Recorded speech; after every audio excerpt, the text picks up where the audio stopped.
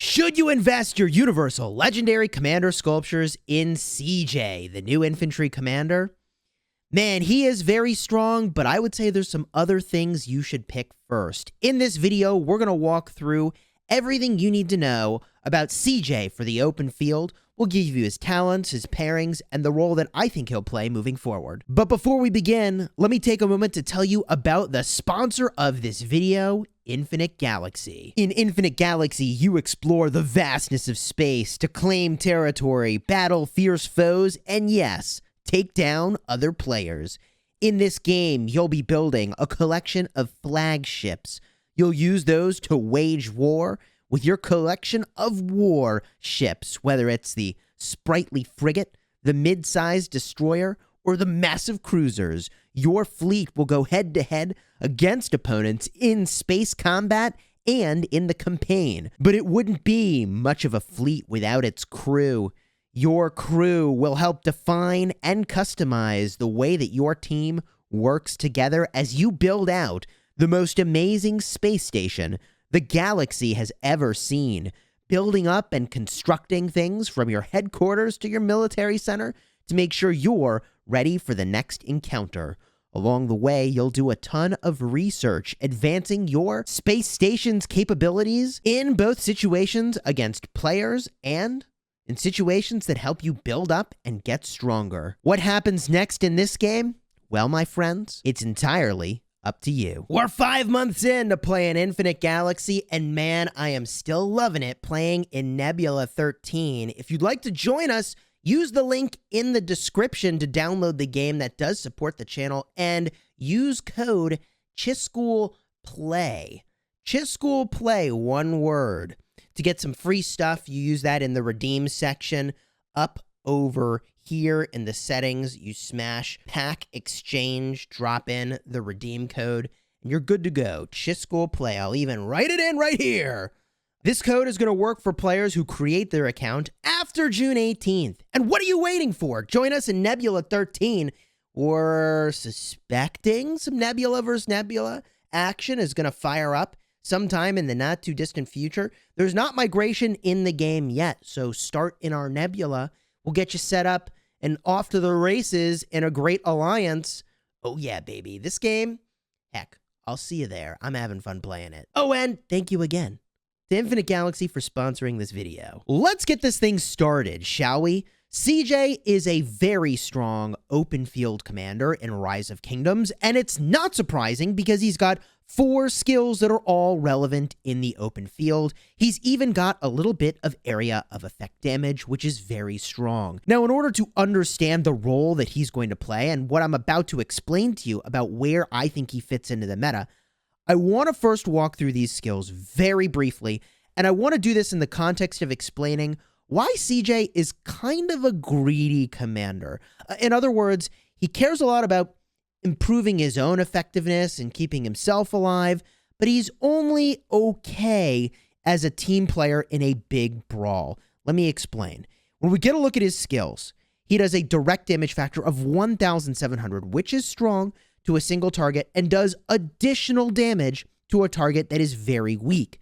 Now, this is going to make duels with CJ look very strong because once the target gets weak, he does really well. But any competent field fighter in Rise of Kingdoms is going to start to retreat their march when they're getting focused or when they're getting low. So CJ's skill here is going to be strong for players that you probably were going to beat anyways, or if you're hunting someone who is already weak. The 1,700 damage factor outright, though, is still really good. The second skill gives 40% of attack and improves your effectiveness versus cavalry very slightly, while decreasing your effectiveness, you take more damage, from archers. I think certainly if you're using CJ in one of your marches, you'll want to focus on some of those XY combos that are running around, although I want to talk about that in just a second too. The next skill makes it so that when you're on the map, now keep in mind, that's not in a garrison, that's not in a resource node either, so if you're fighting with CJ in the field, don't sit in a resource node and fight from there. You need to leave the resource node when you're fighting. Troops led by this commander have a 40% chance to take 50% less skill damage, and this can trigger once every 4 seconds, which is very fast. So periodically, he is going to reduce the skill damage that you're taking by a meaningful amount, which is very cool, and the Final skill. If troops led by this commander consist of only infantry. Now, this is important because he's not a commander that I think you should pair with Trajan, for example. He's a commander that needs to be in a full infantry march. They're going to gain 15% march speed, which is fantastic. And when you attack, you start to stack bonus skill damage, 5% per stack. It stacks 8 times, and that happens once every 4 seconds. So that can happen for a total of 40% bonus skill damage. Now, I mentioned about XY combos a little bit earlier because William is a very popular cavalry commander right now, and William actually counters a little bit of what this new commander is doing, because the active skill of William is going to remove all skill damage buffs. So I would say, like, oh yeah, hunt those cavalry, and you should try to remove cavalry from the field if you're going to be using CJ, because not only will you do more damage, but also William is a pretty good counter to one of your very important skills. So CJ is going to be boosting your skill damage. That happens over time, though. So at the start of the fight, you get a little bit of boost to skill damage, but toward the end of the fight, you're getting a very meaningful 40% boost. This does point us, by the way, toward pairing him with another commander that does a lot of skill damage. And finally, the last skill is enhancing one of your other skills so that now you actually have some area of effect damage as well. So every time you would take skill damage and have your damage reduction take effect from the third skill, now you're going to do an area of effect in a fan shape that is going to do an upwards of 400 damage factor. It's 50 damage factor times the number of stacks you have of this fourth skill. Again, this is very good in prolonged fights where you're standing there fighting for a while. For example, a big Ark of Osiris center brawl, certainly that's very good. But in your typical open field fighting where you're doing a little bit of hit and run, and it's not just like standing there knocking out the enemy until you focus one march and the next march and the next march and the next march. For most people, this is not going to stack up a whole heck of a lot. And that also means it's not going to do a ton of area of effect damage. But I will say, in a big brawl where there's lots of skill damage flying around, I do think that this ability and the expertise will fire off fairly frequently. The question is, how long are you sticking around in that big fight to see if those stacks add up to be a meaningful amount versus, okay, maybe most of the time it's doing much less than that 400 extra damage factor. It is also worth mentioning that this is making it so that the damage reduction effect can now trigger every 3 seconds, which is really strong. So it is actually like very well suited for a big open field brawl like the center brawl in Ark of Osiris to reduce the skill damage that you're taking and also dish out some good skill damage as you're taking skill damage. It is strong, and CJ is a strong commander overall. Here's the problem that I have with CJ, and I explained earlier that he's kind of a greedy commander in that he is not doing a lot of things that benefit a large group fight. And sure, he does area of effect damage, but he doesn't have any buffs and he doesn't have any debuffs. So if you're bringing CJ, he needs to dish out tons of damage. That's really the primary thing he's there to do, is deal damage. That's really it. And sure, I get it. He's reducing the skill damage you take a little bit. I get that. But his primary role is dishing out tons of damage. And the way that you counter CJ is by focusing him out very quickly. This leads me to the other slight problem I have with CJ, which is that if you see him on the map, people are going to try to focus him because you don't want to hit him with occasional area of effect damage. You want to focus him out as fast as possible so that he's not getting the benefit of having the skill damage taken reduction ability trigger every couple seconds. You want to have lots of skill damage hitting him very quickly so that he can't really just take the benefit of occasionally taking skill damage and reducing it very effectively, which is what this skill is designed to do. If you're fighting in the open field and you're just taking some occasional AoE damage, I mean, I have to say, this damage reduction effect is quite strong. In this regard, CJ will actually perform really quite well in big open field fights like we had in our last KVK, where most of the time my marches aren't necessarily getting focused, and I'll have a card up in the top if you want to check that out. If you're the overdog in a fight, man, CJ can do some serious work, especially from this first skill, doing extra damage. But again, that's the problem with CJ. He's really just here to do lots of damage. Not that that's a bad thing, but there are plenty of commanders that do lots of damage and bring lots of utility. Like, for example, XY does a ton of damage and does a defense reduction. Or even another infantry commander, Guan Yu, who does a ton of damage and silences the target.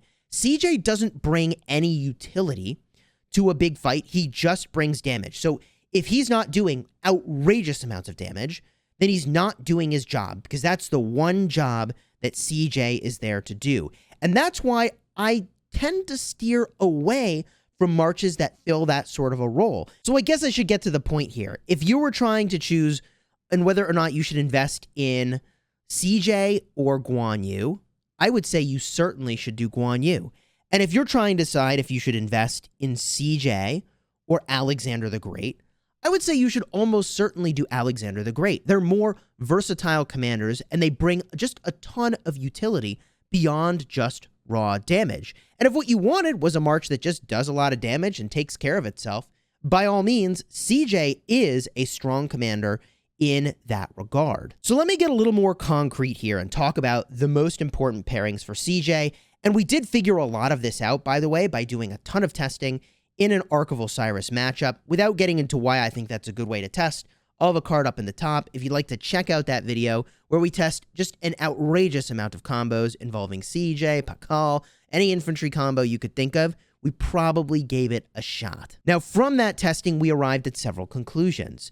The first is that one of the very strongest pairs you could do for CJ is, in fact, an Alexander the Great.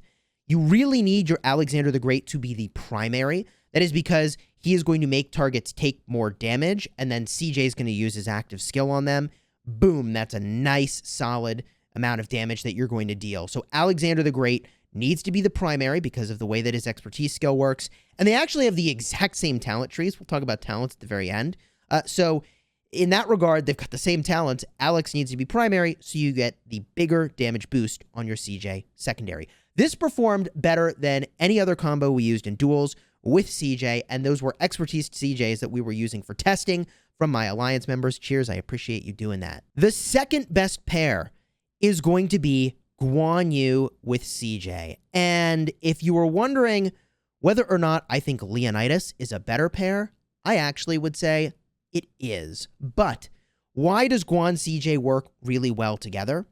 You're going to have your CJ boosting skill damage, and that works really well on Guan because he's got two skills that do skill damage, and he does a ton of it. So CJ is going to bring a little bit of tankiness and a lot of damage boost, which is really great. But why am I saying that Leonidas is almost certainly a better pair with Guan? That is because a skilled opponent is definitely going to focus your Guan. And if you put CJ with Guan, the first thing they're going to do is kill that for sure. Now, a Leonidas as a secondary to Guan gives you a ton of tankiness and survivability. He's giving you shields, health, defense, speed of rage gained, which is really nice, damage boosts. All of that is exceptional, and I think Leonidas makes for a better secondary to Guan and is really the best place for Leonidas in your murder ball anyways. So if you've got Leonidas, I think Guan Leonidas is still the play. And if you've got no Leonidas and you're thinking, well, do I want to invest in one or the other? I mean, you've probably already got a Guan Alex. You can just keep using that. Alternatively, one thing you could consider is using an unmaxed Leonidas with your Guan Yu. So you do a Guan that's maxed with a 5-5-1-1 Leo. That's really strong. And then use Alex and CJ as a pair. I think that's a great way to slice it. But in most cases, I think most players should stick with Guan and Leo as a pairing because it is so strong and it protects you for the very likely situation that somebody focuses down your Guan. In fact, honestly, one of the best protections for your Guan is lots of other people bringing Guan so that maybe their Guan gets focused instead of yours. Guan Yu is a must-answer threat, and so I prefer to put that march, which I know is going to get hit, with something more tanky, which in this case, I'm recommending Leonidas. Now, I do think that CJ and Guan will do a ton of damage, and if you're battling in the open field and you get ignored, that is honestly a terrifying combo, but so would Guan and Herald. be a terrifying combo if ignored. And on the topic of Herald, I think that the third best combo is going to be a Herald primary with a CJ secondary. This, I think, is really strong because you're going to boost the skill damage on Herald. Herald does a ton of skill damage because of Stamford Bridge. Herald is also boosting all your damage, which is going to work really well with CJ's AoE. He's going to do a lot of damage that way. And also, man, people don't want to hit into Herald because of the counterattack damage boost. It makes it a commander where if you try to swarm it, you're going to take a lot of damage as you destroy this march. And also, Herald starts doing area of effect damage too. So if people try to ignore the Herald, you're going to punish people by bringing the CJ. If they focus the Herald CJ combo, you're going to do a ton of damage to people because you've got the Herald primary doing lots of area of effect damage. I think that's a really solid combo that could work very, very well. Now, there's a lot of infantry commanders that I haven't talked about as pairings because I just don't think they're all that amazing. I would not recommend pairing with Constantine or Richard I or Charles Martel. Not that they aren't okay and it wouldn't protect or sort of hide your CJ behind a very tanky commander, which I get, that's a strategy. But CJ is boosting skill damage. There's really no synergy between these commanders that I've just called out because they don't do skill damage. The best of these pairs, I think, might be a Charles Martel primary if you were to pair with a CJ, so that at least you're getting some amount of damage boost and shielding before CJ does a lot of damage.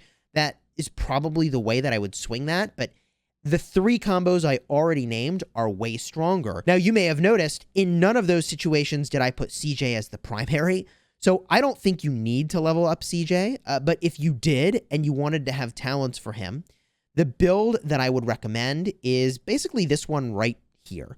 The must-get talent is right over here in the attack tree, and I'm showing Alexander the Great because he has the same talent trees as CJ. Fight to the Death is probably one of the best talents in the attack tree by a long shot.